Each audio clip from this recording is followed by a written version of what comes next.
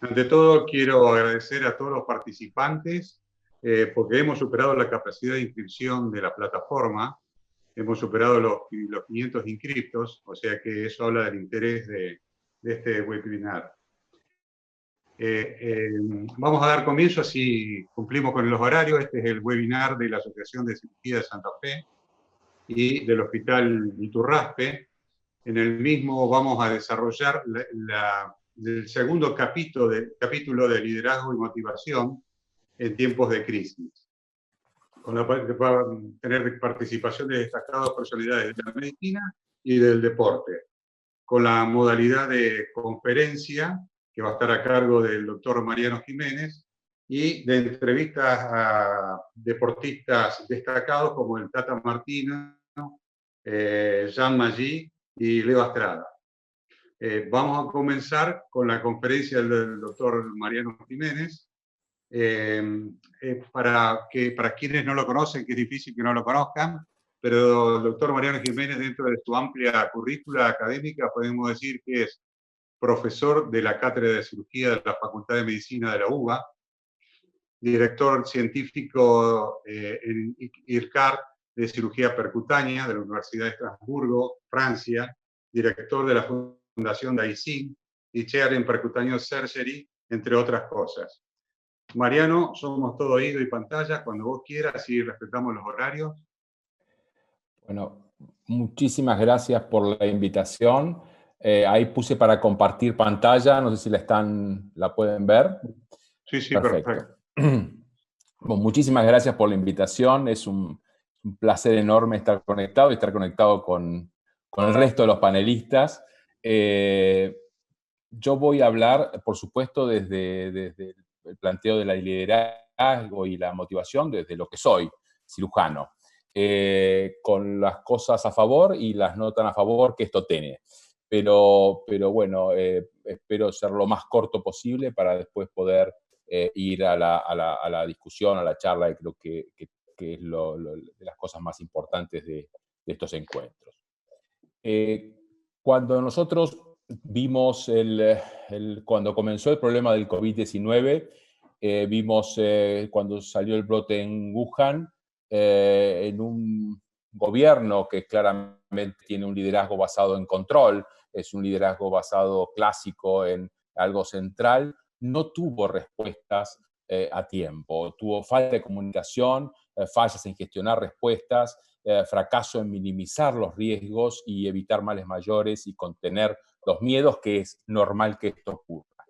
Y esto parece raro, y más nos parece raro a los cirujanos, cuando uno pensaría que el liderazgo basado en control es algo bien rápido y efectivo. ¿Y por qué digo para los cirujanos? Porque cuando estamos operando y en la mitad de la operación, algo muy circunscripto en la operación, tenemos un problema, por ejemplo, hay un sangrado, ahí usamos un liderazgo claramente basado en control. Ahí nosotros no preguntamos a ver qué les parece, si era una arteria lo que está sangrando, mejor que la tomamos o la ligamos o qué es lo que hacemos, sino que actuamos, damos órdenes y decidimos y actuamos en el momento. Y eso es muy efectivo. Pero es muy efectivo cuando está localizado en un lugar físico y en un lugar temporal que es en un momento de la cirugía. Por otro lado, nosotros tenemos claramente ya conciencia, los cirujanos, y hay muchos artículos al respecto, que trabajar en equipo, trabajar realmente con un liderazgo moderno en quirófano, aumentando las habilidades no técnicas, mejoran los resultados incluso técnicos. Por lo tanto, el liderazgo basado en control, en cosas muy específicas, puede ser útil, pero claramente en muchísimas no. Y esto lo demostró Wuhan. Hoy por hoy el concepto va más allá de esto, es más interrelacionado, lo que algunos llaman en Estados Unidos teams de teams. Pero acá era hablar de liderazgo en épocas de crisis. Cuando uno va a la palabra crisis, una palabra griega, es muy interesante porque fue una palabra que por más de 2000 años se utilizó exclusivamente en la medicina. En la época de Hipócrates era el momento, no cuando una enfermedad iba hacia la vida o hacia la muerte, sino cuando el médico podía determinar, a veces no era el mismo momento que cuando la enfermedad iba hacia la vida o la muerte, cuando el médico podía determinar cómo iba a salir esto. Podía determinar esto va a la curación o esto va a la muerte del paciente. Y esto es algo muy interesante porque nos posiciona a los médicos en el manejo de esta palabra y claramente manejamos las crisis. Y esto es algo que es interesante y nos posiciona por lo menos para poder hablar de igual a igual, porque muchas veces nosotros usamos la crisis hablando de temas políticos, de temas económicos, etcétera, pero esto recién se empezó a usar en el siglo XIX, o sea, hace muy poquito tiempo, crisis son palabras políticas o económicas. Lo que pasa es que, por lo menos los argentinos, tuvimos tantas crisis políticas y tantas crisis económicas que han superado claramente el tema médico. Una gran amiga me hizo llegar la semana pasada un artículo muy interesante en New York Times acerca de la crisis es algo terrible de desperdiciar. Y claramente nosotros lo terrible de una crisis es no poder aprovecharla para poder sacar enseñanzas y poder salir adelante. ¿Y qué nos pasa hoy? ¿Qué diferencia hay hoy con hace 6 meses atrás? Y claramente hay muchas. Las cosas han cambiado, las cosas ya no son como eran. Muchas van a volver a lo que era antes una vez que esto pase, porque todo pasa, pero muchas no. Muchas van a cambiar totalmente o parcialmente. Y es importante esto, porque en realidad el virus, el confinamiento, la cuarentena, el aislamiento social, etcétera, que nos vimos obligados, estimuló cosas que ya estaban pasando. O sea, el trabajo en la casa, la conectividad social y a través de las redes sociales, la enseñanza a través de las redes sociales, ya estaba pasando. Lo que hizo el COVID-19 y el aislamiento, etcétera, fue potenciar esto y adelantar en 5 o 6 años lo que normalmente hubiera ocurrido. Por eso muchas cosas no van a volver a la normalidad, entre comillas, sino que van a volver a una nueva normalidad, que va a tener partes de lo viejo y partes de lo nuevo. Hay rutinas y actividades que se cayeron y nosotros necesitamos crear nuevas rutinas y nuevas actividades. No podemos seguir haciendo lo mismo para intentar volver a una normalidad que, como ya les dije, va a ser diferente. Esto es un tiempo de quiebre. No siempre un tiempo de quiebre es algo malo si uno sabe tomar las cosas buenas y podemos tomar las cosas buenas que esto tiene para mejorar nuestra vida y nuestra práctica médica, específicamente hablando a los médicos. Ahora, ¿cómo generar algo nuevo y cómo hacerlo durante una crisis? Nosotros los médicos estamos muy acostumbrados a usar guías de práctica. Las guías de Tokio son guías que, por ejemplo, usamos para tratar colecistitis, colangitis, etc. Cada 5 años se renuevan. O sea que fíjense que no digo que es estático, pero que es algo que no se mueve tan rápido. Entonces nosotros podemos decir, bueno, nosotros nuestra práctica hacemos esto, hacemos lo otro, etc.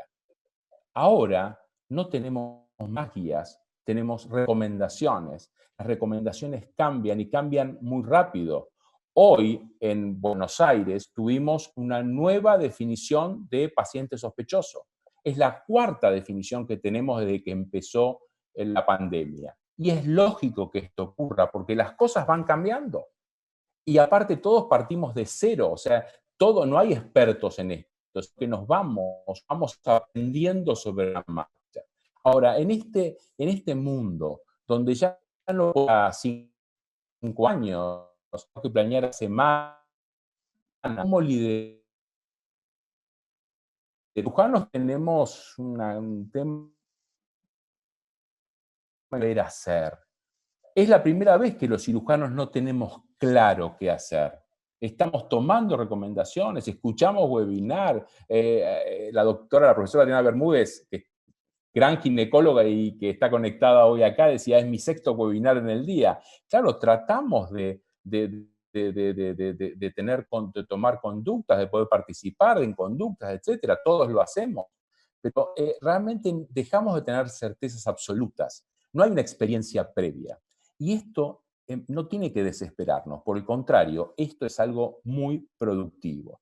Claramente, muchas veces dicen que los cirujanos somos como hormigas porque sabemos lo que tenemos que hacer y cada uno hace su trabajo y con eso hacemos. Bueno, hoy estamos como si algún perverso hubiera pateado nuestro hormiguero y tenemos que realmente y rápidamente reorganizarnos, y es lo que estamos haciendo. Tenemos que barajar y dar de nuevo.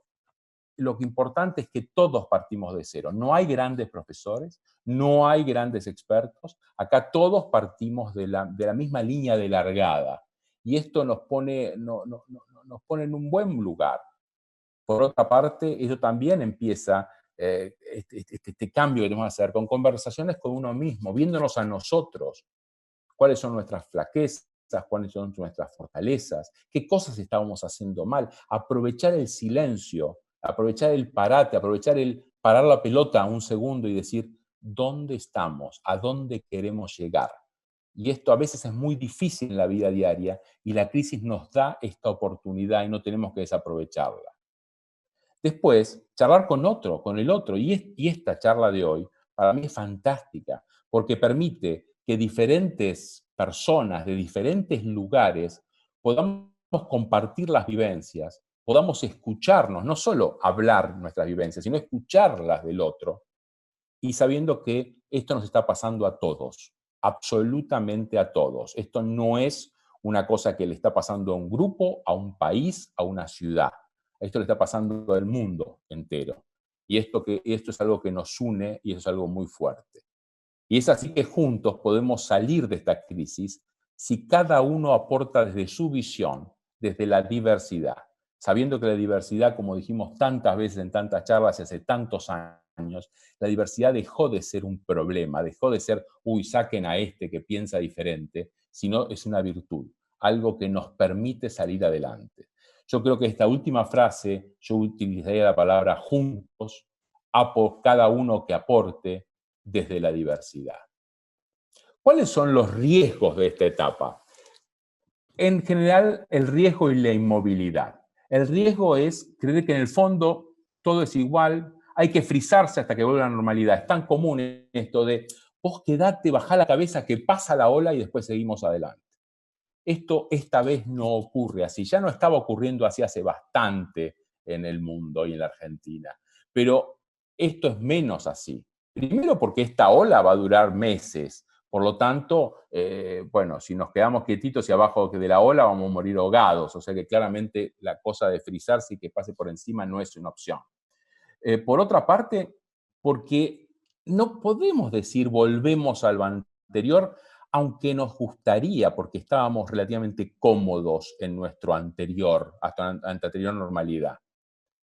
La otra cosa es que esto va a ir más allá de la crisis, como les dije antes. Nosotros no podemos decir, bueno, que pase y después hacemos, porque el después va a continuar siendo diferente. No totalmente, no todo lo viejo va a pasar y va a ser todo nuevo, pero muchísimas cosas van a ser nuevas.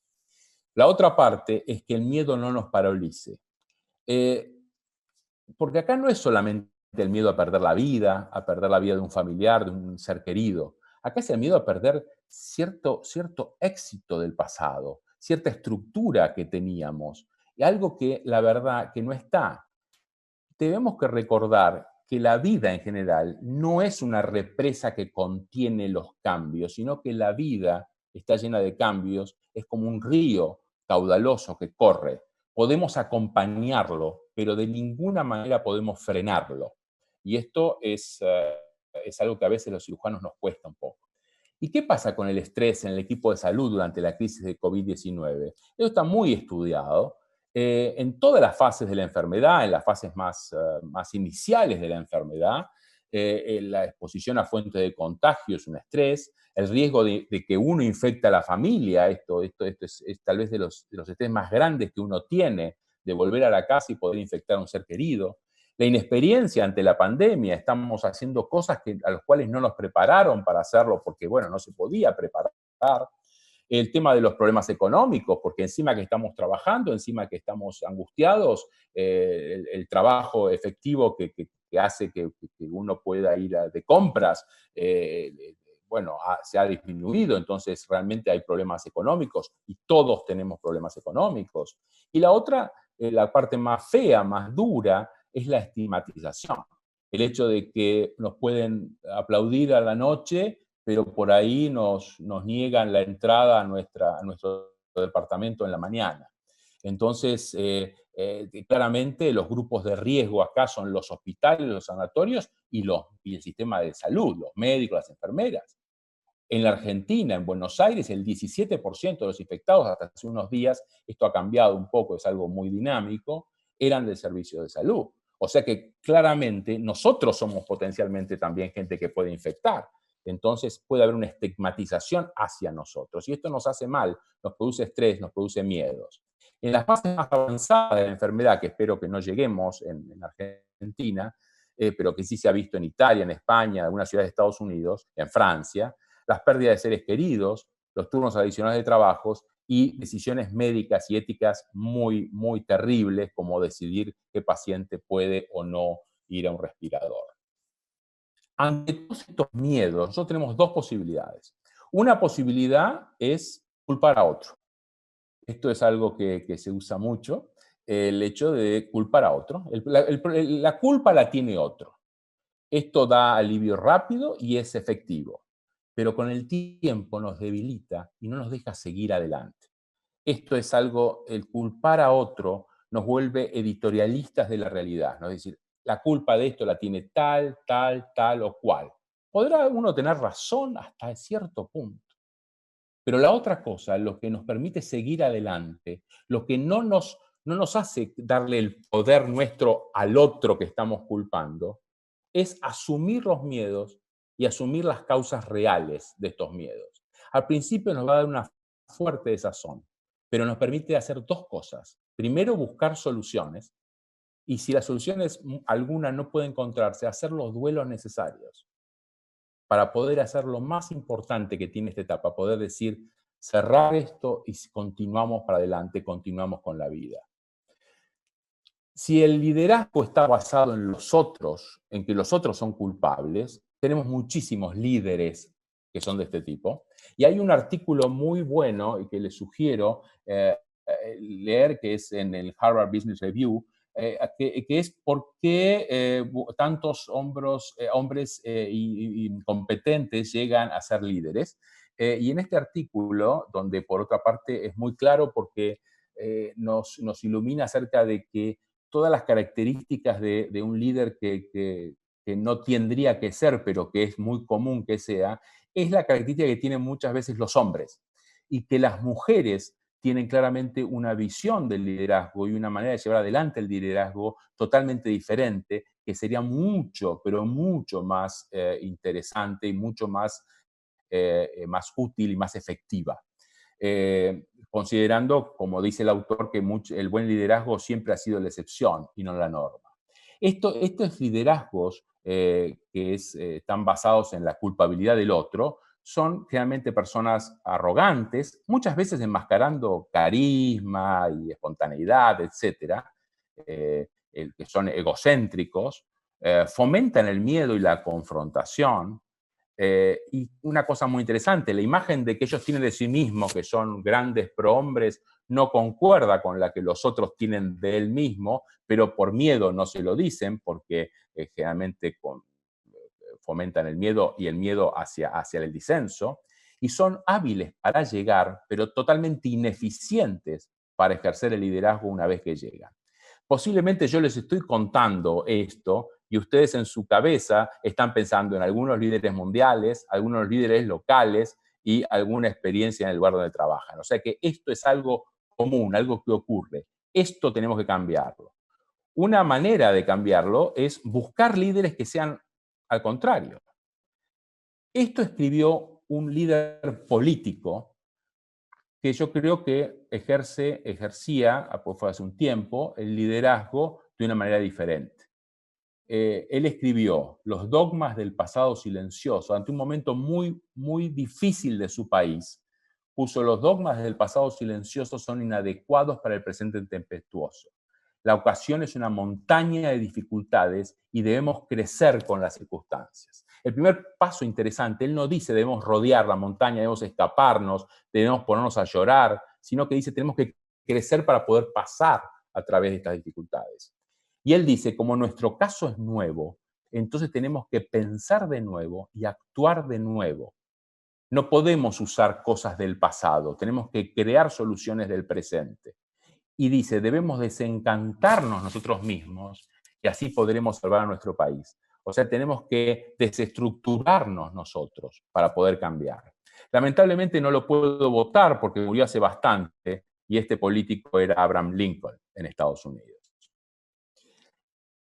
El COVID-19 nos dio la oportunidad de parar para rediseñarnos frente a lo nuevo. Pero si no miramos, si no analizamos, no vamos a aprovechar esta oportunidad y vamos a estar en lo mismo que antes.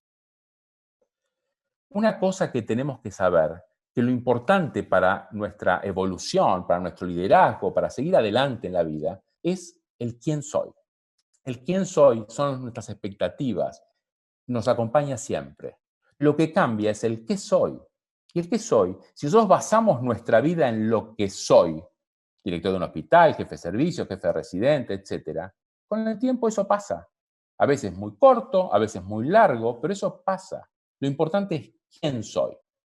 Y es ahí donde tenemos que buscar el liderazgo real, en las expectativas de la persona. Estamos ante la necesidad de crear un proyecto nuevo, sin lugar a dudas. Y tenemos que saber que el líder de equipo debe ir generando un colchón emocional para que la gente pueda y se sienta a gusto de aportar cosas nuevas. Y también un tamiz intelectual para decidir qué cosas se van a llevar adelante y qué cosas no. Porque no todo lo nuevo por nuevo es bueno. Un ejemplo de un líder carismático y un líder claramente que trabajó a partir del quién soy y no qué soy, es Nelson Mandela. Nelson Mandela tuvo 27 años preso en una celda pequeña por sus ideas y por su color de piel.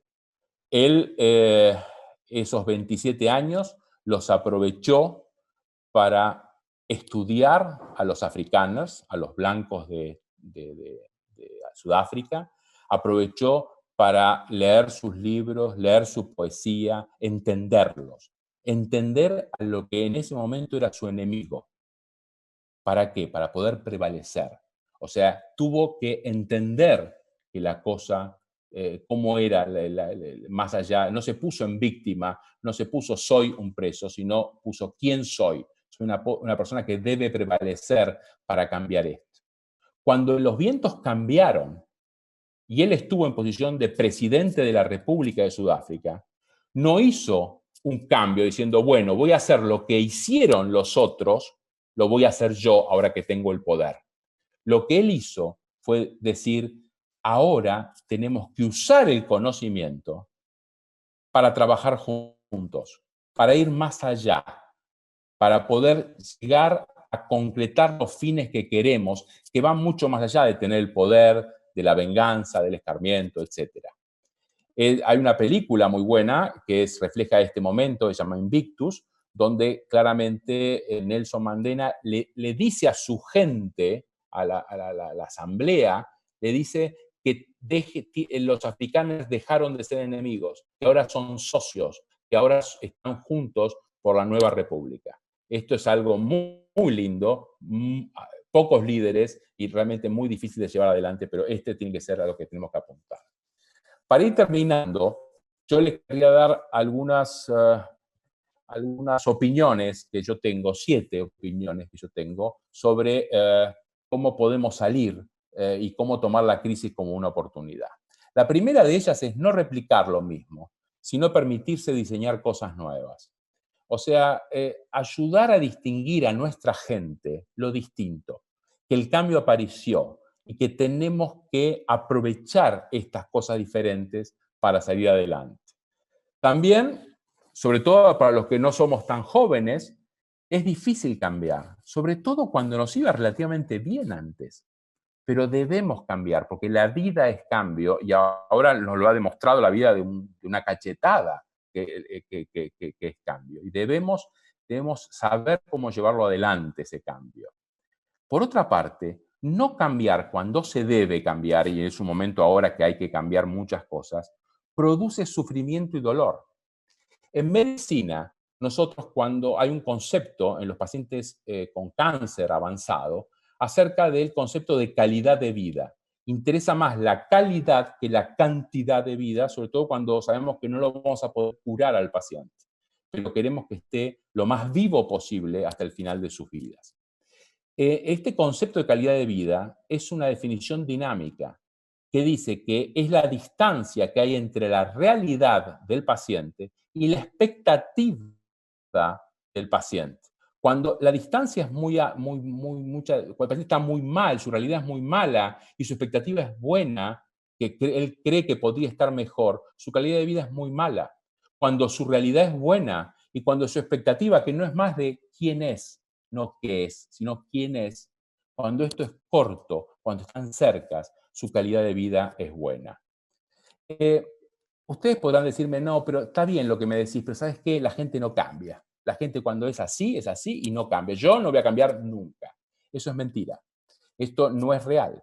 Fíjense, hay un estudio fantástico del hipocampo cerebral en los taxistas de Londres. Hicieron un estudio hace un par de años donde vieron los taxistas de Londres tienen que dar un examen para ser taxistas que es terrible. Tienen más de 1000 o 10.000 calles con nombres todos entreverados entre sí. Piense que es una ciudad que tiene casi 2000 años, 1900 y pico, fue fundada en el 50 después de Cristo. Y ahí se fueron superponiendo calles y cosas y nombres estrafalarios, etc. En ese contexto, tienen que dar un examen muy difícil los taxistas. Descubrieron que el hipocampo, que es donde está la memoria de los taxistas con resonancias, de los taxistas de Londres, tienen un 15% más de tamaño que la población de Londres en general.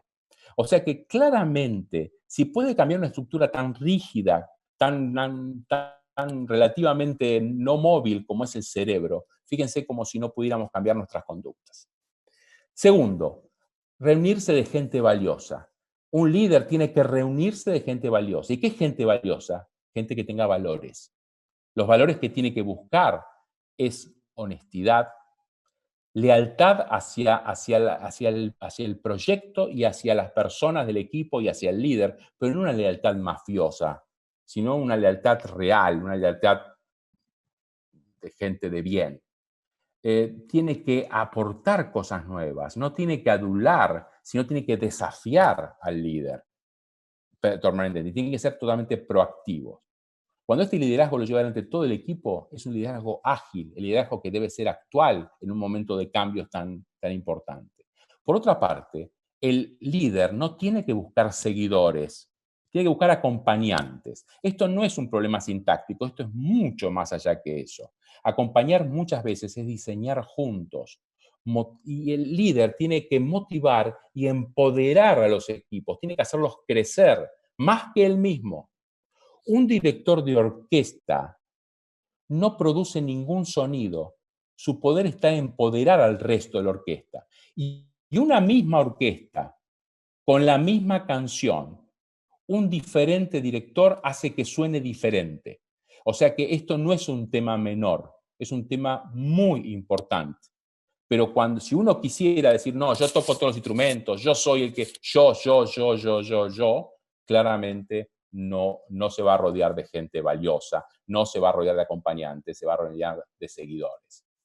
Tercero, hay que crear redes de contención para tener información a tiempo. Hay que tener información de lo que está pasando. ¿Qué hizo Mandela? Tenía información de lo que pensaban.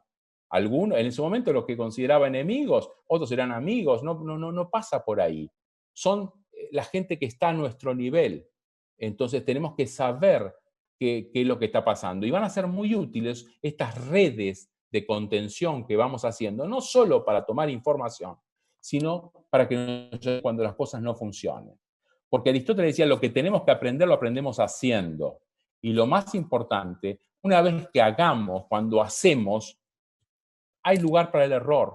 Y si nosotros tenemos una red de contención, vamos a poder aprender estos errores y vamos a poder frenar estos errores y minimizarlos. Me falta poco, Jorge, no sufras. Y por último, esto nos va a generar redes de apoyo sin lugar a dudas. Cuarto, es apoyarse en personas que ven el sistema y que generan poder y que nos ayudan en la toma de decisiones. El liderazgo cuando no puedo controlar todo. Y claramente, el liderazgo moderno, el liderazgo en medicina, etcétera, muchas veces no vamos a poder controlar las cosas. En medicina muchas veces hay variables que no podemos controlar. Y para eso apoyarnos en personas que ven el sistema, nos permiten a nosotros ver el sistema. Es así que yo creo que para ver, tomar decisiones, pararse en hombros de gigantes, es algo muy importante. En mi vida como líder, me he parado en los hombros de dos gigantes. Uno es Horacio de Agostino, el otro es Jacques Marescot. Cada uno tiene que ponerse a pensar en qué hombros se paró. Pero esto es fundamental. Esto es fundamental porque nos permite ver, nos permite consultar, nos permite cosas con gente que en cierta manera podemos decir que está de vuelta, gente que nos va a dar consejos que nos van a ayudar cuando a veces la maraña nos impide tomar decisiones. Quinto, hay que estar conectado. ¿Qué significa? Con lo que pasa, pero con la gente que nos rodea también. Sabemos que la diversidad es virtuosa, pero necesitamos para hacerlo poder confiar. Y esto es algo muy interesante. Y esta conexión, esto de conectarse, es muy bueno que sea a través de las emociones. Es así como tenemos que conectar, estar conectados con las emociones. Y una persona que esto lo manejaba muy bien es Winston Churchill. En la Segunda Guerra Mundial, cuando los nazis estaban prácticamente por empezar la invasión a la isla, que finalmente no se hizo, de Gran Bretaña, y realmente estaban ganando y ganaban y ganaban y ganaban. Mucha gente en el gobierno y mucha gente en Inglaterra estaba hablando de que tal vez habría que rendirse, como habían hecho los franceses, como han hecho otros europeos, porque realmente era algo imparable. Y él sabía, Winston Churchill, que no tenía que rendirse. Pero ¿cómo decirlo para que la gente lo entendiera? Utilizó las emociones. Y fue su clásico discurso, uno de los más importantes de su carrera como político, cuando dijo: nos vamos a defender en las playas, nos vamos a defender en cada calle, nos vamos a defender en cada una de las calles, de las casas de Inglaterra, pero nunca, nunca nos rendiremos. Él no dijo: no nos vamos a rendir. Él dijo cómo iban a hacer para no rendirse. Todos saben que Inglaterra ganó la guerra. El líder administra los miedos. El líder puede ser como Churchill en esto, que en un momento de terribles miedo, porque era inminente la invasión, dio confianza a la gente y se conectó a través de las emociones. O un administrador, como dijimos antes, un líder, puede administrar los miedos en su provecho, dando más miedo a la gente. Claramente es un mal líder este último. Un líder le tiene que dar sentido a los miedos. Y estos sentidos para que sean proactivos, para que nos ayuden a salir adelante y no para que nos lleven a lugares más oscuros, de personales y colectivamente, esos donde empiezan los resentimientos, las estigmatizaciones, las culpabilidades y las persecuciones. El sexto punto es gestionar el caos. ¿Qué significa esto? La vida es caos. La vida, el caos genera el orden de la vida. Lo que pasa es que nosotros necesitamos ordenarlo de alguna manera para no vivir en la incerteza, en la predictibilidad y en la estabilidad. Cuando ustedes ven estos puntitos de colores en la pantalla, ponerlos en cada uno de este círculo nos da tranquilidad, pero lo hizo el que hizo estos círculos. Pero esta es la realidad, no, la realidad es la otra, es que los círculos están en forma caótica. Entonces, es importante saber que la realidad que ustedes están viendo es una de las posibles, de cientos de realidades posibles. Es así que nosotros tenemos que saber que tenemos que acompañar este caos que es la naturaleza, y eso nos va a servir a tranquilizarnos, a no defender posturas en forma a veces casi con guerras no tienen que ser guerras armadas, pero sí pueden ser guerras de palabras o guerras de posicionamiento, defendiendo verdades que en realidad son solo opiniones, son solo estructuras para poder vivir un poco más tranquilos. El séptimo y último punto es mostrar la integridad para crear algo nuevo. ser íntegros, y esto lo voy a leer, y decir dónde realmente uno está parado en esta crisis, bueno, es para que nosotros entendamos que la integridad es fundamental. La integridad del líder y la integridad del grupo como equipo. Porque no estamos en un momento donde nos acostumbran al exceso de confianza, confíen en nosotros, etcétera. No, la cosa no se proclama, se hace. Las verdades alternativas, las fake news, algo muy común hoy por hoy. Entonces uno se dice, bueno, todo muy bien, para ir terminando, ¿no? Todo muy bien lo que nos ha dicho Mariano, estoy de acuerdo más o menos, pero la pregunta es, está bien, pero ¿cómo hacemos para poder conseguir líderes que sean constructivos, éticos, abiertos y honestos? Porque no sé. Y la respuesta no está en los líderes. La respuesta está en los que lo van a acompañar. Porque los que crean el liderazgo son los que escogen hacia dónde van a estar liderados. La fuerza, el poder está en ustedes, no está en ellos. Son ustedes, somos nosotros, los que elegimos quiénes nos van a liderar. Y busquemos gente que sean abiertos, constructivos, honestos. ¿Cómo va a ser el futuro? Esta otra diapositiva más y no hablo más. Va a ser fantástico el futuro. El futuro es mejor.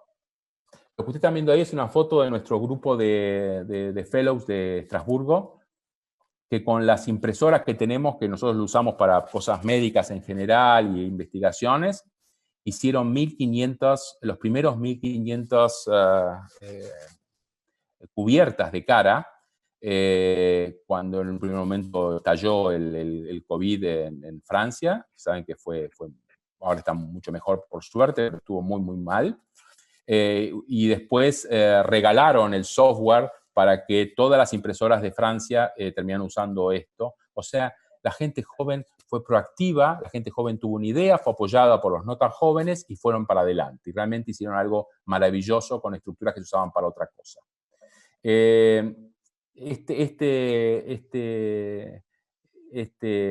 Psicólogo de Harvard dice que los niveles de empatía, yo estoy totalmente de acuerdo, en estudios que ha hecho, en el mundo están subiendo. Saber ubicarse en el lugar del otro es cada vez más común. Y los rasgos negativos de la humanidad que existen y van a existir siempre tienden a ser cada vez menores. Él dice un poco en broma que cualquier tiempo pasado fue peor. Y yo estoy totalmente de acuerdo. Entonces, para terminar, y esta es mi última diapositiva, ¿cómo podría ser el liderazgo en tiempo de crisis? Yo creo que primero saber que cambiar es posible, y no solo es posible, es necesario. Primero, libremente, pero no solo tomado libremente como no teniendo presiones, etcétera, sino para uno decidir el liderazgo que quiere tener, sino tomando la palabra libre como es su origen, que es un origen indogermánico, frei, que está relacionado no solo con libertad, sino está asociado con el término amistad, con el término amigo, porque es libremente, pero no aislado del mundo, sino conectado con el mundo. Segundo, mirando al otro. Para mirar al otro tenemos que primero mirarnos a nosotros mismos y después dejar de mirarnos a nosotros mismos y mirar las posibilidades y los problemas y las necesidades del otro. Esto no es solamente algo lindo de decir, sino que es algo fundamental. Después, ya lo dijimos varias veces en la charla, es escuchando al otro, respetando las opiniones del otro. No digo compartiéndolas. Yo puedo estar totalmente en desacuerdo con algo que podamos discutir, pero respeto la posibilidad de las posiciones. Pero también pido que respeten las mías.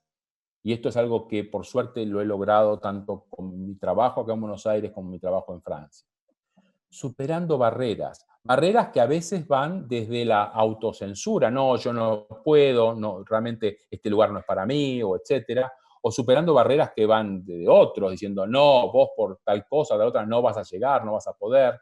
O sea, superando negatividades y sabiendo que es posible si uno quiere y se junta con la gente necesaria para hacerlo. Y segundo, y por último, tomando decisiones. Entonces, si a mí me preguntan si todo esto es posible, mi respuesta sería sí, es posible. Yo pude cambiar. Muchísimas gracias. Gracias, Mariano. Gracias, realmente realmente brillante. Te agradezco por esta conferencia que tiene tanto de analítico, pero fundamentalmente te agradezco con la claridad que lo transmitiste. Yo quise tomar algunos apuntes de lo que vos fuiste, pero la verdad que iba a tomar apuntes de toda la conferencia porque no hay punto que realmente no me haya impactado. Pero me impactó mucho de quién soy y no qué soy. Me parece fantástico que los líderes tengan valores, que no sean seguidores, sino que sean acompañantes. Que un buen liderazgo es la excepción, eso realmente también me impactó. Y que el líder es un administrador de miedos. Realmente yo sé que hay muchísima gente que quiere comentar tu conferencia, muchísima, porque están mandando acá mensajes quieren ser comentadores, pero si vos estás de acuerdo, creo que si desarrollamos todo y después dejamos para último todos los comentarios. Sin duda, sin duda.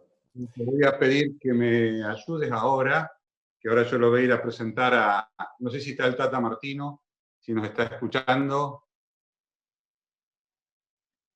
Vamos a ir a que nos transmitan, los deportistas nos transmitan su experiencia en liderazgo, y si hay alguien que realmente es líder es el Tata Martino, desde el punto de vista del Jorge, deporte. ¿me escucha?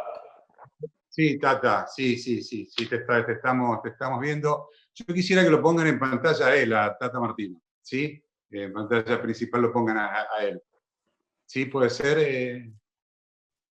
Tata, ante todo te quiero agradecer porque la sencillez de los grandes para estar con nosotros y que nos puedas transmitir toda tu experiencia en liderazgo. Si hay alguien que tiene liderazgo deportivo, sos vos. O sea, director técnico del Barça, director técnico de la selección de Paraguay, director técnico de nuestra selección argentina, director técnico del Newell's campeón, porque si no digo eso te va a caer mal. Y actualmente director técnico de México. Viste no sé si escuchaste la conferencia de Mariano, realmente impactante. Dio Sí, todo absolutamente. mucha información sobre el líder y vamos a tratar a ver si la podemos mínimamente volcar en tu experiencia. ¿Sí? ¿Te parece? Sí, Vuelvo claro, a repetir. no. Bueno, yo te tiro un par de títulos como para que vos los desarrolles. Y yo te diría, desde tu punto de vista, ¿cómo se llega a ser un líder? ¿Cómo se llega a ser un director técnico del nivel que tenés vos de elite? ¿Es por azar simplemente porque la vida te llevó a ser ese líder? ¿O porque hiciste las cosas bien y ergo el que hace las cosas bien llega? ¿O simplemente porque sos un dotado en el deporte y por eso llegaste? ¿O cuál es tu idea de por qué llegaste? Tu autoanálisis, ¿por qué llegaste? Bueno, yo creo que en el tema del liderazgo uno va descubriendo determinadas situaciones que se van presentando desde que uno empieza el colegio. Y a veces vas viendo de una manera, de la manera fácil que puede juntar gente, ser escuchado, armar los grupos. Realmente yo sentí siempre desde que iba al colegio primario que tenía cierta aceptación dentro de los grupos donde me manejaba. Después me tocó, como a todo el mundo, empezar a jugar al fútbol y aprender de los maestros que me tocaron tener en la dirección técnica, y obviamente aprender de los futbolistas más experimentados que había y muy buenos en Newell's cuando yo empecé jugando en primera división. Y entonces un poco entre las cualidades naturales, entre el aprendizaje, ver cómo se movían ellos, las cosas que hacían, la incidencia que tenían en el plantel, el trato con la dirigencia, bueno, fui interiorizándome en eso, era algo de lo que me ocupaba. Me gustaba ir a las reuniones que tenían con los directivos solamente como oyente, era un chico muy joven, tenía 19, 20 años, y me gustaba ir a ver las discusiones, por ejemplo, de premios, cómo se daban, cómo las llevaban adelante. Obviamente, con el paso del tiempo tuve la posibilidad de ser capitán de Newell's y ejercer dentro de de lo que yo pensaba y de lo que había aprendido, la forma de conducirme. Todo esto, evidentemente, desde el trabajo, desde la dedicación, desde la ilusión. Como decía el doctor antes, muchas veces parados sobre los hombros de los que realmente a mí me impactaban como líderes, y bueno, vamos forjando con todos estos datos la forma en que hoy me toca conducir planteles de fútbol, ¿no? Así que se van dando desde muchos aspectos. En algún punto, la llegada a la conducción técnica de los entrenadores no son todas iguales. Evidentemente está, en el fútbol sobre todo, está muy arraigada el hecho de haber sido no futbolista profesional, está muy arraigado la presencia de jugadores en los clubes donde más tiempo desarrolló su carrera, está la posibilidad de aquellos que empiezan en un nivel de obligaciones más altos, pero también con más materia prima para desarrollar la conducción técnica, y empiezan en un nivel más alto. Está lo que, como nosotros naturalmente decimos, empezamos desde la primaria y empezás desde categorías de ascenso, pero de una u otra manera, bueno, todos vamos aplicando la experiencia que nos ha tocado tener a lo largo primero de la carrera de futbolista y después de los inicios de la carrera como entrenador, y que hemos ido evolucionando conforme fuimos conduciendo planteles, equipos y selecciones de diferentes categorías. Bárbaro. Tata, y llegamos, estamos en la cima, somos líderes, sos líder, ¿no? Un director técnico de élite, y te voy a poner en una situación.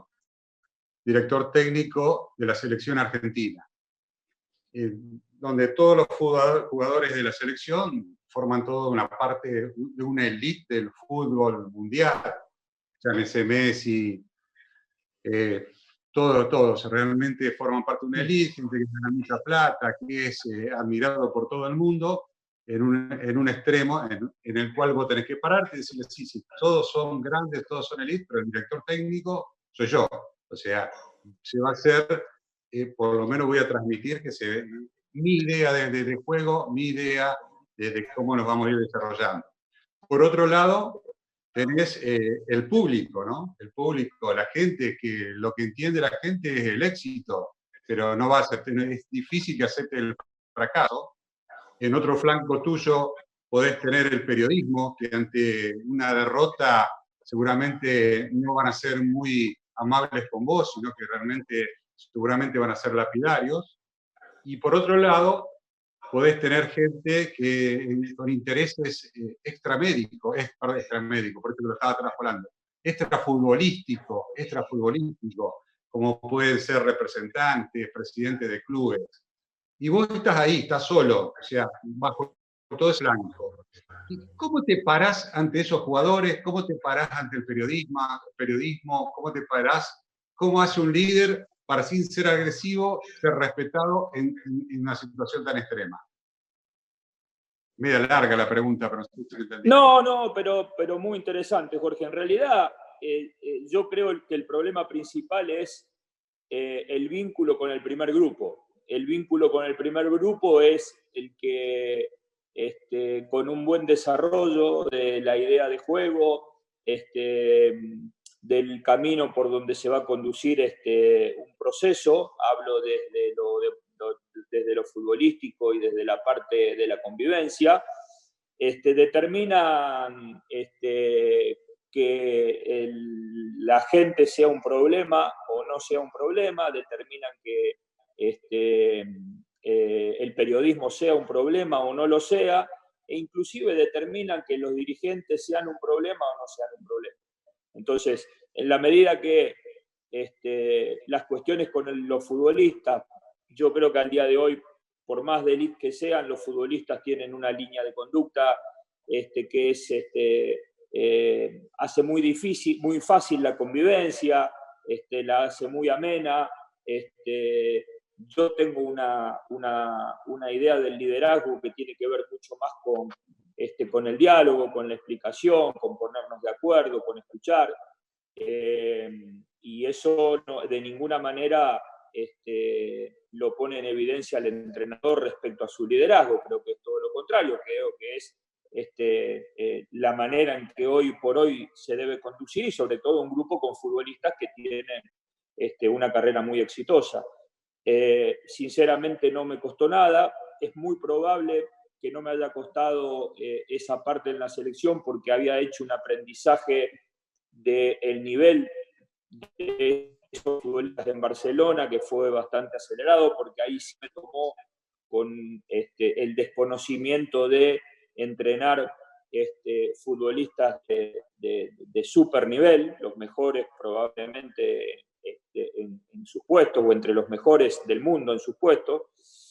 Y de alguna manera, si uno tiene la posibilidad de ponerse rápidamente de acuerdo con los futbolistas, si tenemos una manera de jugar que esté representada en la cancha, si las ideas son claras, si el tipo de entrenamiento tiene que ver con la forma en que vamos a jugar y si finalmente los resultados se van dando, está solucionada la primera parte de su pregunta, que se refiere al vínculo con el grupo de futbolistas, y entonces esto hace que la presencia o la relación con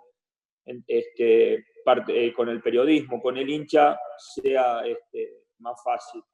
La parte final, la que usted hablaba de empresarios, de intermediarios, bueno, de toda gente que rodea el fútbol, sinceramente para mí nunca fue un problema. Son cuestiones que van al margen, que respeto a todo el mundo, pero cada uno ocupa su lugar y nunca han tenido incidencia en los grupos que me han tocado manejar y tampoco han representado un problema jamás, ni desde el primer equipo que dirigí hasta el último, mi accionar como entrenador. Obviamente, si después los resultados deportivos no acompañan, por más que haya una idea clara, por más que se entrene de tal manera que se lleve adelante posteriormente en los partidos, después hay un equipo que gana y hay uno que pierde, obviamente la derrota trae aparejada un vínculo mucho más difícil con el entorno, con lo que es el hincha y con lo que es el periodismo. Pero también creo que a través de la derrota vamos aprendiendo un poco cómo somos nosotros ante ese tipo de situaciones difíciles. Alguna vez algún maestro de los que he tenido me dijo que, por ejemplo, el verdadero dirigente se conoce en la derrota y no se conocía en el triunfo. Entonces, también ahí aprendemos mucho de las derrotas porque, en definitiva, sabemos o terminamos de conocer las personas con las cuales trabajamos. Bárbaro, perfecto. Mariano, no sé si me está escuchando, Mariano. Sí. Desconecté el micrófono nomás. Perfecto. No, y esto para esto que nos cuenta el Tata, que yo lo puse en situaciones extremas, ¿no es cierto?, tan difíciles. Lo quiero comparar, salvando las distancias, pero sí en las presiones me refiero, en un líder, un jefe de servicio en estos momentos, en el cual él tiene que decirle a su gente: che, hay COVID y realmente, pero tenemos que, a pesar de los miedos, lo tengo que convencer de que realmente tenemos que trabajar, no tenemos que dejar de ir al hospital, no tenemos que poner excusas para no ir a trabajar, porque existe dentro de los medios. La gente a lo mejor cree que el médico no tiene miedo, pero hay mucha gente que tiene miedo y por ahí dice, no, mira, no voy a trabajar por tal o cual, y cuando te diste cuenta la lista de los que no van a trabajar son interminables. Por otro lado, tenés que decirle, sí, lo voy a hacer, tiene que trabajar, pero yo soy responsable de esta gente que se va a trabajar y realmente tengo que conseguir todos los recursos necesarios para que los trabajos se hagan bien, y a lo mejor no lo tenemos del ministerio por las cuestiones económicas que tenemos en este país. Y ahí está el líder entre esas dos situaciones. Desde esas situaciones te quiero decir, aparecen los miedos al mismo líder, aparece la responsabilidad de decir, ¿qué es lo que tengo que hacer? Ojo, yo tengo que transmitir que las cosas se deben hacer, pero tengo que también transmitirle que la realidad es otra. Sí, No varias tenemos, no tenemos cosas que totalmente de recursos. acuerdo. Y bueno, y vos sos un líder y a cargo del servicio lo puedes contestar igual o mejor que yo. Hay varias cosas. Primero, que el miedo va con la impronta humana. Hay que saber manejarlo, pero a mí me asustaría mucho un médico que hoy no tuviese miedo también. Es algo normal humano. Lo que pasa es que hay que sobrellevarlo. Segundo, el líder tiene que tener conexión con su gente, tiene que decirle la verdad, tiene que decirle la verdad de las cosas que están pasando, tiene que decirle las cosas buenas y las cosas malas, lo que puede darle, lo que no. Tiene que dar directivas que sean claras, que tienen que ser directivas, muchas de ellas van a ser consensuadas con la gente, y la gente tiene que ver que el líder también está en la primera línea. Por supuesto, los líderes hay un tema de edades, de comorbilidades y de cosas que tenemos que también, por las condiciones que tiene este virus en particular, tenemos que no podemos estar totalmente en la primera línea. Pero, por ejemplo, yo me obligo a tener que ir a hacer casos, etcétera, a estar con mi gente. O sea, creo que es necesario que vos le des la directiva, que le digas esto está difícil, pero tenemos que ir adelante, pero que no se lo digas a 400 kilómetros de distancia tomando un gin tonic. O sea, tiene que estar viendo que vos, con las limitaciones de tu edad, de tus comorbilidades, de las cosas que tenemos por ser medio viejos, pero que estamos ahí.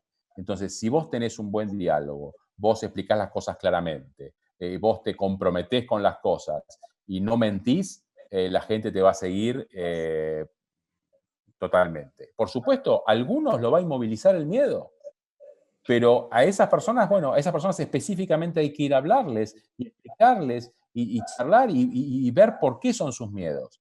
Pero no hay que ni migrarlos ni decir, no, este no sea, no, todo lo contrario. Hay que ir, en esos casos hay que ir verlos uno por uno y hablarlos totalmente aislados del resto. Buenísimo, buenísimo. Tata. Sí. Escucha, y ya para despedirte y agradecerte eternamente que hayas estado con nosotros.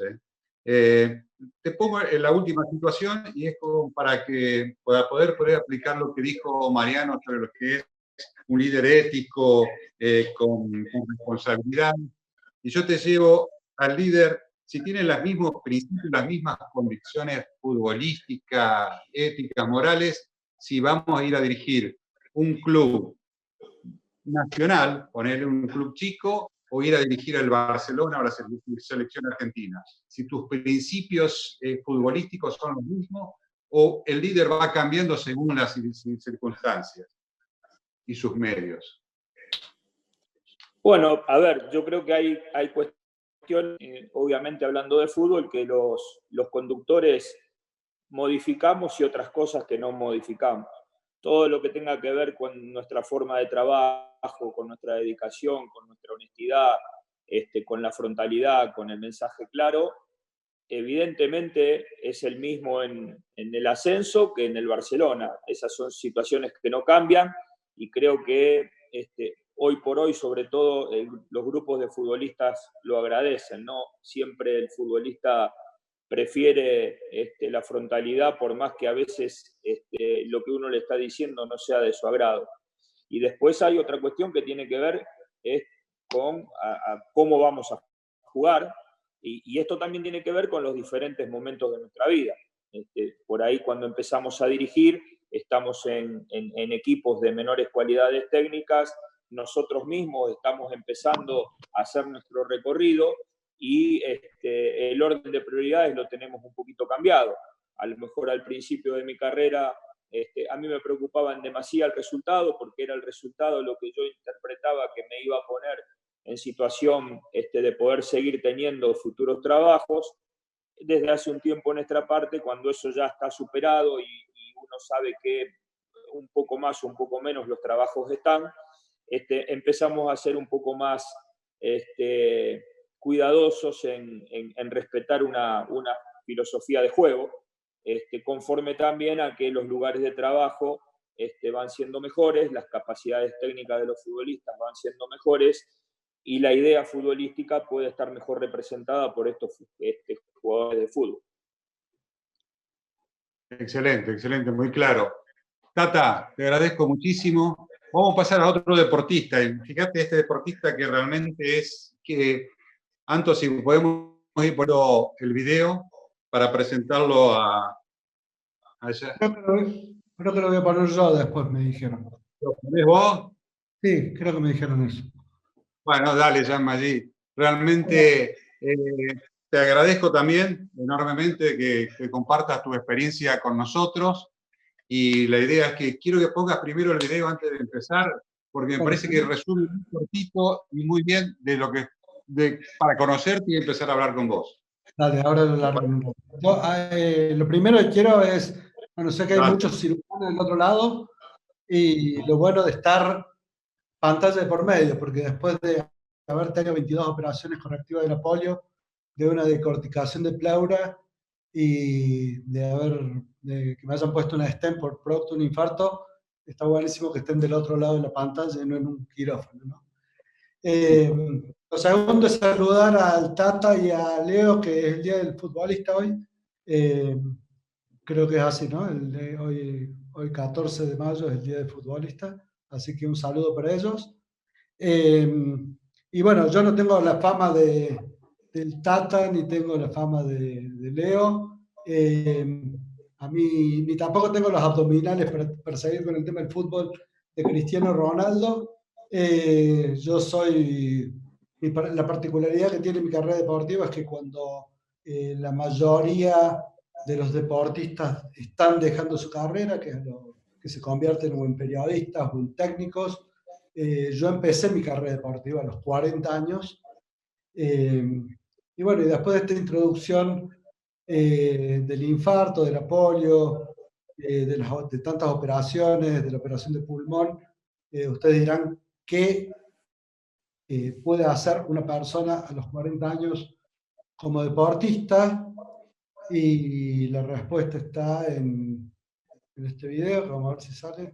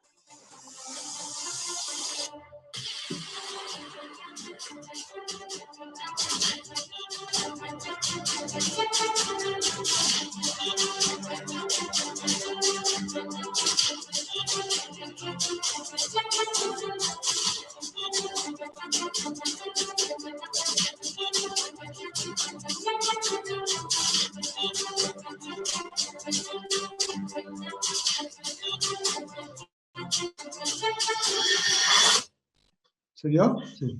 Impecable, impecable, impecable.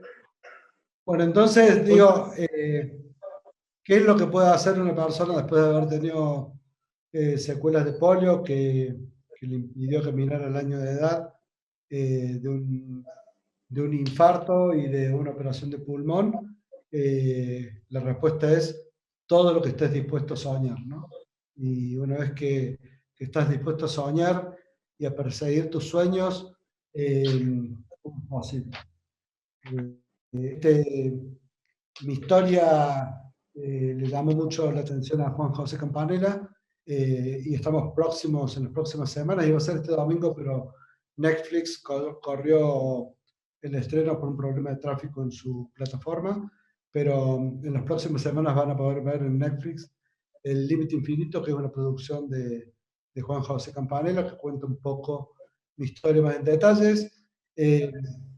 Yo simplemente quiero marcar ese quiebre que hubo en el infarto, que para estar un poco a tono de lo que estamos viviendo, podría dividir mi vida en dos grandes cuarentenas, una productiva y una improductiva. La productiva, obviamente, la que estoy viviendo, la improductiva hasta los 37 años, que tuve un infarto, producto de chocar mi vida en cuanto a esquina se me cruzaba, ¿no? Porque en definitiva tenía un buen trabajo, tenía hijos, tenía esposa, tenía amigos, pero no le daba el valor suficiente porque me faltaba lo más importante, que era tener amor propio. Esto de asumir mi condición como discapacitado hizo que me auto boicoteara hasta los 37 años,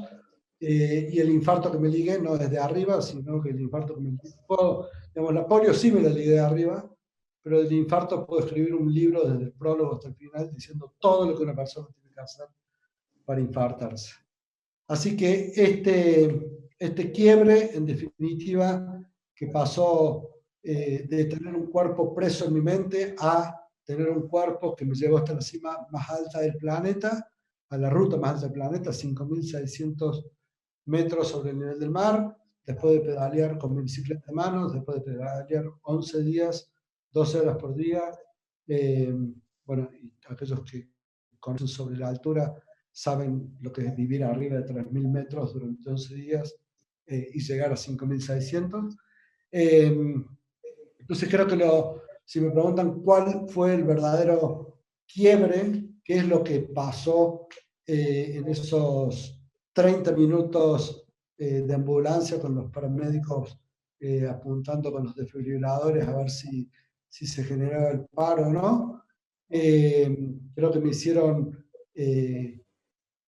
asumir de que tenía un cuerpo que le tenía que dar bola porque si no me iba a morir, y que tenía un montón de cosas y que no me estaba dando cuenta que las estaba perdiendo día a día.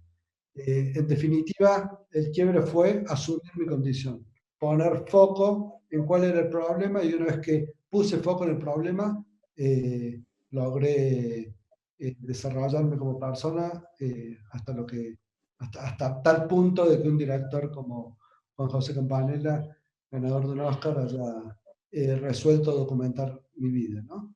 Me ha acompañado un lema a partir de esta nueva etapa.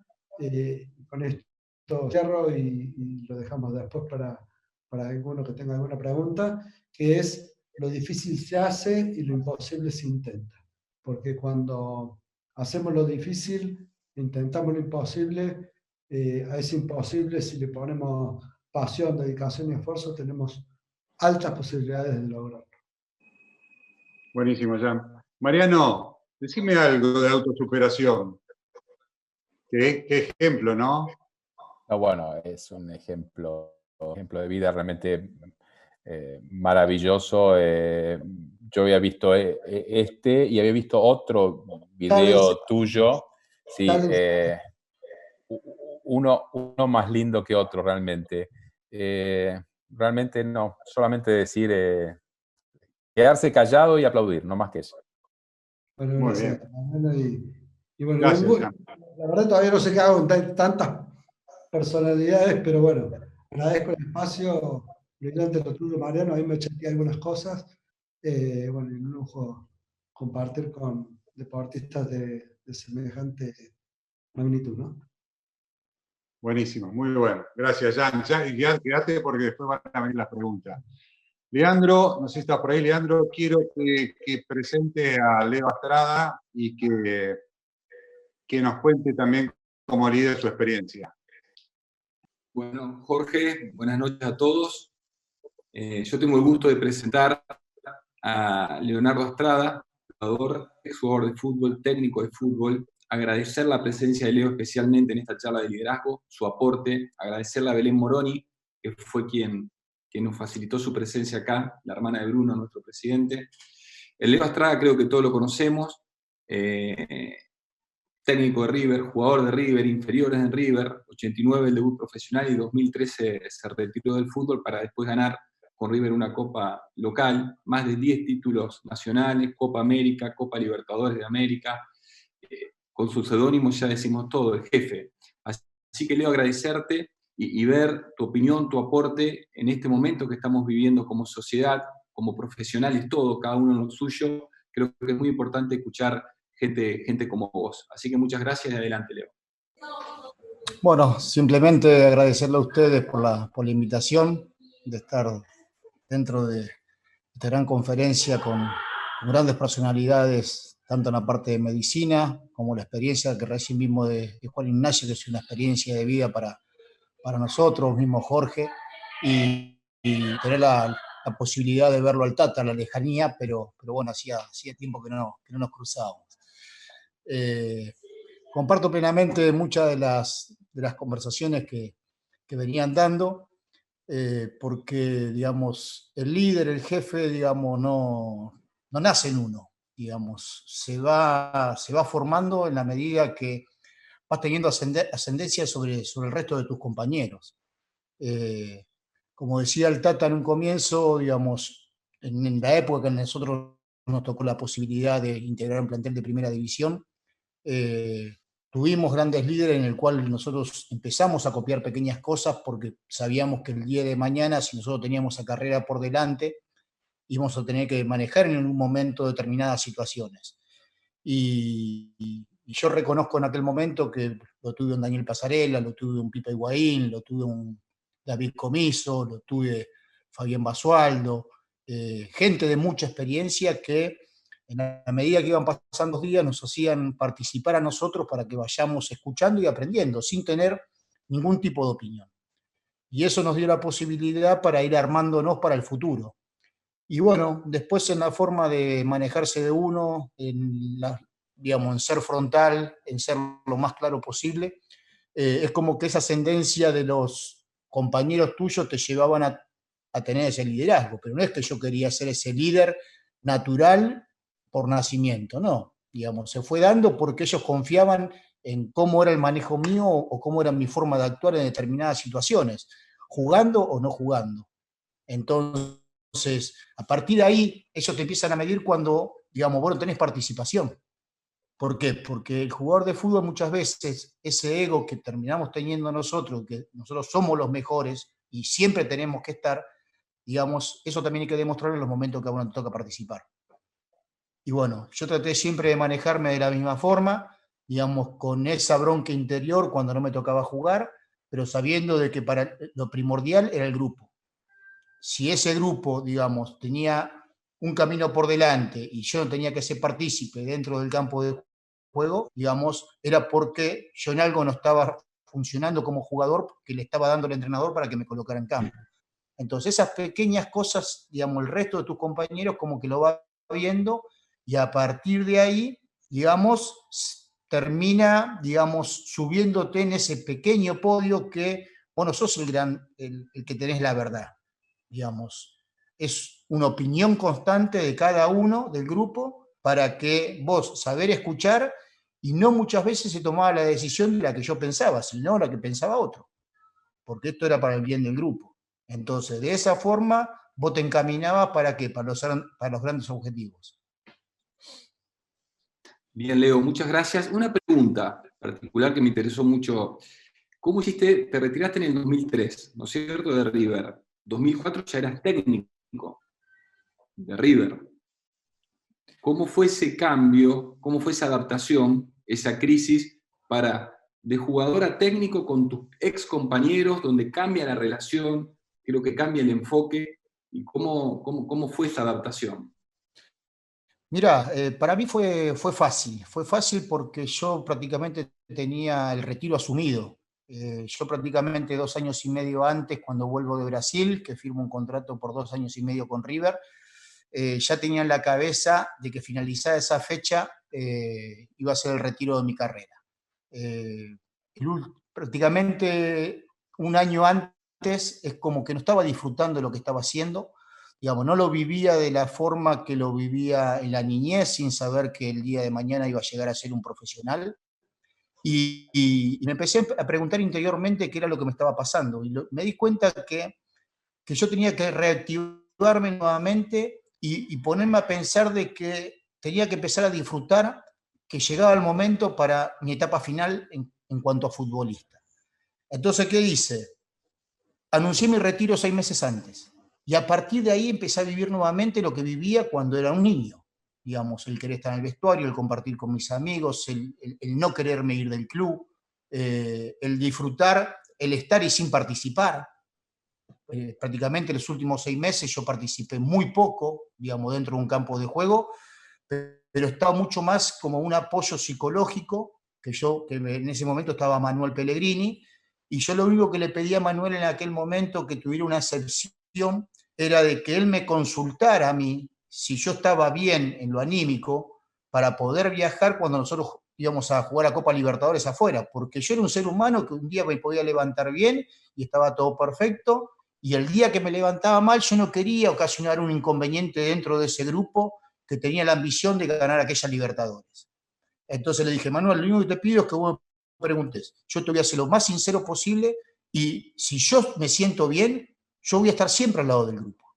Y bueno, y fue así de que prácticamente en los partidos de visitante yo viajaba como 20 y no me terminaba cambiando. Y yo estaba apoyando permanentemente a mis compañeros. Entonces, y yo tenía pequeñas charlas con ellos, ¿sí? Después de las cenas que nos quedábamos a tomar un café y hablábamos de todo un poco, en general, de cómo se lo veía el grupo, qué cosas teníamos que mejorar, ¿sí? Cómo fortalecernos ante la adversidad. Y bueno, ellos en un momento me preguntaron a mí si tenía la intención de ser entrenador, y yo le dije que sí, que la idea era poder descansar un tiempo y poder más adelante por ahí dedicarme a eso, pero nunca pensé de que se iba a dar a los 6 meses como se terminó dando. Pero lo tomé con mucha naturalidad, ¿por qué? Porque dije, me tengo que seguir manejando de la misma forma que lo hice a lo largo de toda mi carrera, diciendo lo que siento, siendo lo más frontal posible como lo he sido siempre, sabiendo de que tenía responsabilidades en cuanto a la toma de decisiones. Pero, digamos, si yo estaba mirando y estaba mostrándolo a ellos de que el que colocaba dentro del campo era por rendimiento y no por un tema de amistad, digamos, me iba a sentir tranquilo y ellos iban a seguir creyendo en mí. Entonces, digamos, lo hice de esa forma, no me sentí incómodo, al contrario, me sentí muy a gusto y con grandes amigos que compartíamos asados, lo seguimos compartiendo, porque yo no tenía por qué cortar, digamos, ese vínculo de amistad que tenía con ellos mientras ellos respetaran la decisión que yo tomara. Muy bien, Leo, muchas gracias, clarísimo. Después vamos a seguir un poquito abierto para los aportes. Muchísimas gracias por lo tuyo. Ahora, para continuar y seguir abierta esta charla de liderazgo y las diferentes opiniones, quisiéramos darle, no sé si me está escuchando, el doctor Alfredo Guala, quien es un referente local, nacional de la cirugía, ex jefe de servicio del Hospital Cuyen, manejador y formador de cirujanos y de grupos como pocos, y actualmente también en la Cátedra de Cirugía de la Universidad Nacional del Litoral. Alfredo, sí, te abrimos el micrófono para ver si podés aportar tu experiencia a esta charla y los comentarios a lo de Mariano, a lo de Leo, a lo de Tata y a lo de Juan. Bueno, perfecto. Muchas gracias, Leonardo. En primer lugar, agradezco tremendamente a la Asociación Santafesina de Cirugía que me permita participar de esta reunión. Me siento honrado. En segundo lugar, los felicito a todos los expositores. Yo creo que... No sé si me escuchan. Sí, Alfredo. Sí, perfecto. Creo que siempre se aprende algo. A pesar de mis años, yo he aprendido muchísimo. Y yo un poco lo que voy a resaltar, creo, es eso. En primer lugar, yo creo que lo que dijo Mariano cuando comenzó me pareció que es excelente, esto de que hay que ver la crisis como una oportunidad. Y me parece que si uno sigue más o menos un hilo de todos los que han estado hablando, se da cuenta que Juan Ignacio lo expresó mejor que nadie y con una realidad espeluznante. Cómo él se permitió soñar a los 37 años o a los 40 años y poder cambiar su vida y liderarse a sí mismo de una manera excelente. Yo rescato mucho las palabras de Mariano, en el sentido de que hay que saber que uno va a tener estrés, que el miedo va a existir. Creo que eso es algo que por ahí uno rechaza, sobre todo más la mentalidad del cirujano y de aquellos que han triunfado o que creen que han triunfado en la vida. Y sin embargo, ese miedo tiene que ser algo, es algo natural y es algo que creo que moviliza y ayuda a todo el mundo. De modo que uno tiene que tratar de aprovechar.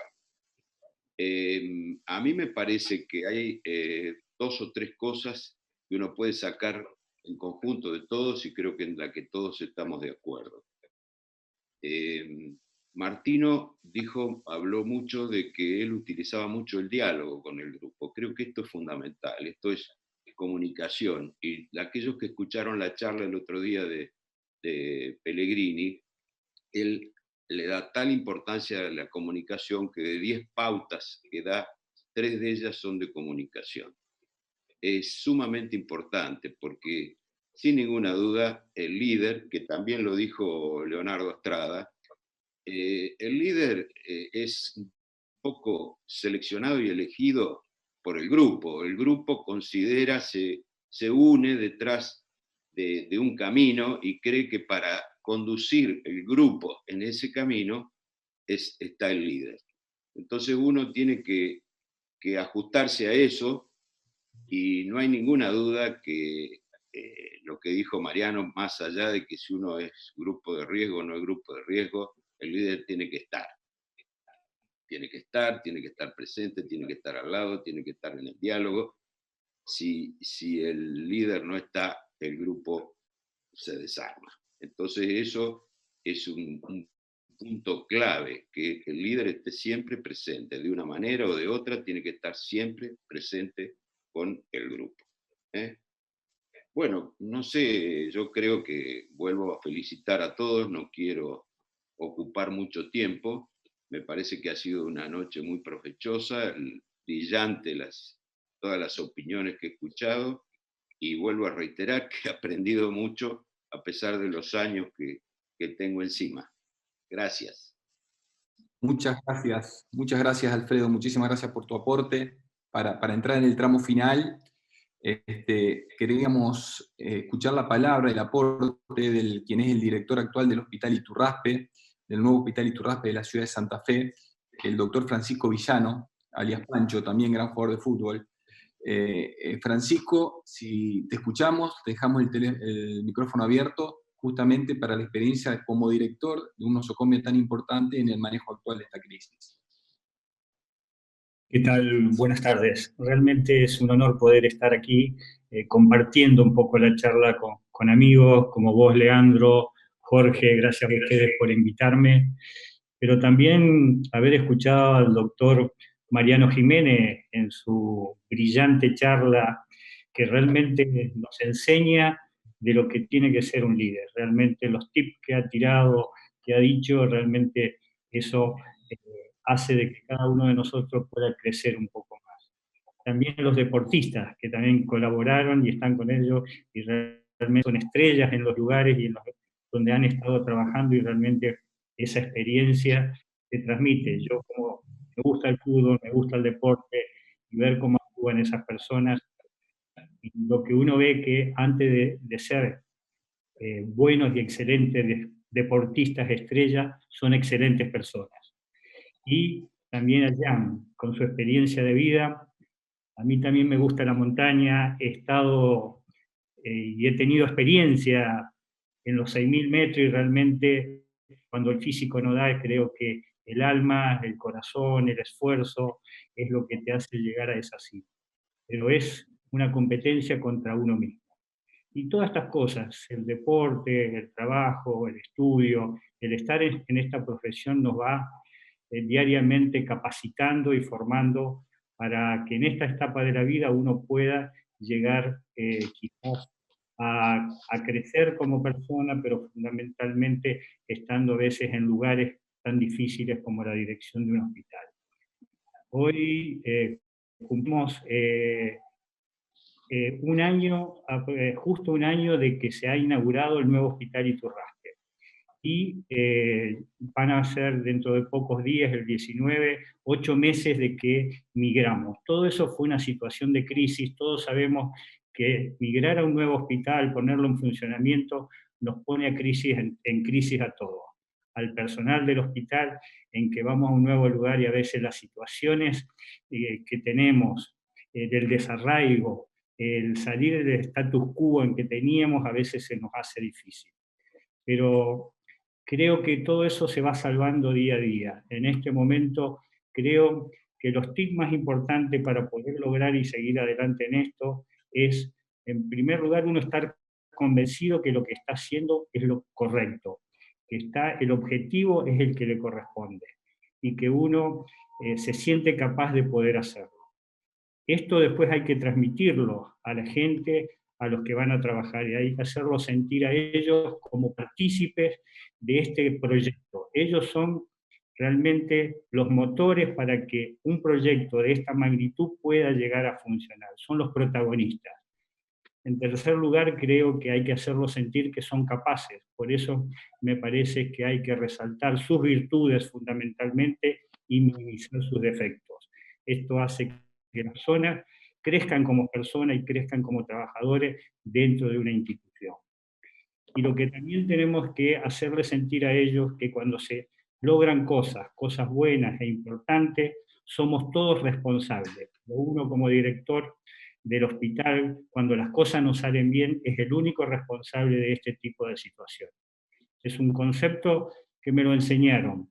Por eso, en lo bueno todos lo hemos hecho, pero cuando nos equivocamos, realmente el director es el responsable de este tipo de situaciones. Hay que compartirlo. Y si nos tenemos que apoyar en algo en esta posición, en este trabajo que estamos haciendo, lo tenemos que hacer en las bases, en los que trabajan todos los días y sentirnos parte de ellos, uno más de ellos. Y hemos vivido una crisis, la estamos viviendo, el coronavirus nos presentó una situación muy compleja. El primer caso sospechoso de coronavirus fue al Hospital Iturraspe. Había personas que decían, no le digamos a la gente que tenemos un coronavirus, al personal. Mi postura fue muy segura en esto. La gente lo tiene que saber. Tenemos un sospechoso coronavirus. Y ellos lo tienen que saber porque de esa forma se tienen que preparar para recibirlo. Porque si no tenemos miedo y el miedo nos paraliza. Capacitarnos, estar alerta, mirarnos, enseñarnos, formar ese comité de crisis que lo formaron todas las personas del hospital, hizo que seamos más fuertes, que crezcamos y que nos apoyemos unos a otros. Es decir, uno solo no es nadie. Somos cuando somos un grupo. Y cuando el grupo avanza conjuntamente, eso hace que podemos lograr los objetivos que queremos. Así que gracias, muchas gracias. No quiero demorar ni prolongar esto, pero realmente gracias a ustedes, al Hospital Iturraspe, a vos, Leandro, a vos, Jorge, que más allá que profesionales o miembros de un hospital son amigos y que ayudan cada día a que seamos más grandes como hospital y que sigamos adelante. Gracias. Pancho, muchas gracias por las palabras. Muchísimas gracias. Ahora, Jorge, bueno, te abro Leandro, para que despidas. Permítame, Leandro. Sí, sí, Jorge, te abro. Sí. Le voy a pedir la palabra al doctor Ángel Pierini, Tucho, referente de la cirugía a nivel nacional, líder por naturaleza, formador de cirujanos y fundamentalmente amigo. Tucho, ¿nos estás escuchando? Sí, ¿se me escucha? Sí, te escuchamos. Primero, agradecer a los locales, Jorge, mi amigo, Leandro, el doctor Bruno Moroni y todos aquellos que acompañaron con sus conceptos tan oportunos y reales este tipo de conferencia. Al doctor Mariano Jiménez, que lo conozco, es amigo y no es la primera vez que tenemos que felicitarlo, ya es una costumbre y es un compañero de grandes jornadas de nuestro medio. Al José Ignacio, Juan Ignacio, te felicito, creo que tu ejemplo nos ayuda todos los días a tenerlo presente y a saber de que se puede. a Astrada, el jefe, realmente es una personalidad llamativa, desde cómo era jugador hasta lo que hoy pudo decir, que lo hace realmente más grande aún. Al Tata Martino, que quien no lo conoce, y también quiero, si me permitís, dar ejemplos relacionados con el deporte y que me llegan muy cerca, porque no por casualidad están acá. Yo creo que todos los que pudimos observarlo en la pantalla, todos ustedes tienen algo que lo hace distinto, que lo hace realmente mirarlo como deseo de poder alcanzar muchas de las cosas que ustedes nos demuestran diariamente. Tengo en el señor Hugo Sabaño, que probablemente lo conozca el Tata y muy bien, en una personalidad humilde que llegó a alcanzar ser capitán del equipo de Colón, capitán del equipo de Unión, capitán del equipo de Rosario Central, capitán del equipo de Racing. Realmente es por condiciones grupales. Realmente el líder es aquel que se siente involucrado, que tiene pasión, tiene objetivos y habla de nosotros y va acompañándose siempre de resultados que pueden ser favorables o no, pero que se siente acompañado sin quererlo. Yo estimo que, y repito, que el líder es alguien que nace con esa condición que ni siquiera se da dando cuenta a medida que el grupo que tiene que dirigir le da un lugar. Creo que se dijo todo y se dijo todo muy bien, Jorge. Yo te felicito y felicito en vos la figura de todos los demás que han podido organizar esto que realmente nos hace muy bien a todos. Gracias, Tucho. Gracias, Tucho. Bueno, quería agradecer, gracias Tata, gracias Leo, gracias Jan. Y las últimas palabras que queremos escuchar son las de Mariano Jiménez. Un cierre, Mariano, conceptual. Realmente, solo para decir gracias nuevamente por la invitación. Como dijo Alfredo, aprendí mucho, yo también aprendí mucho. Creo que más que hablar sobre liderazgo hay que ejercerlo, y eso se hace día a día. Se hace en las buenas y se hace en las malas. Pero si uno hizo los pasos que... yo cuando comenté, mi charla no fue una charla de contarles a ustedes cosas que están en un paper o que están en un libro. Les conté un poco lo que me fue pasando a mí y que la verdad es que a mí me ayudó. Entonces dije, bueno, por ahí puedo ayudar a otros. No pasa por... todos somos acompañantes, todos somos líderes. Yo creo que, en definitiva, todos somos buena gente o no tanto. Tratemos de ser buena gente. Y en este momento de crisis del país y del mundo, creo que necesitamos mucha buena gente. Sobre todo para este momento y para los momentos que van a venir después, cuando tengamos que remontar la cuesta que quede. Bueno, Mariano, gracias. Yo quería decir unas palabras nada más hacia vos, que en transmitirte, creo que sos una de las mentes más brillantes de la medicina actual, y realmente me enorgullece ser tu amigo. Gracias, Mariano. Muchas gracias, Jorge. Realmente muchas gracias. Gracias a todos. Gracias a todos.